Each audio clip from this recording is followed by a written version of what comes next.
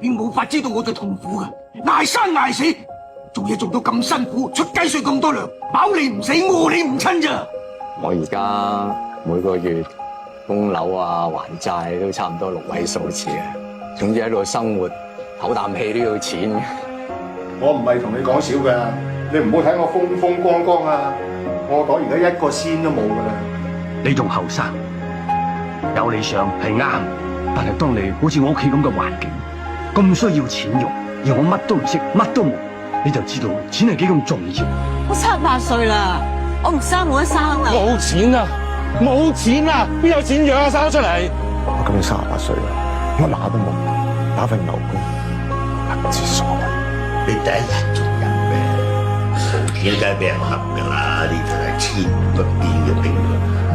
冇計啦，冇計啦，咪搵錢咯。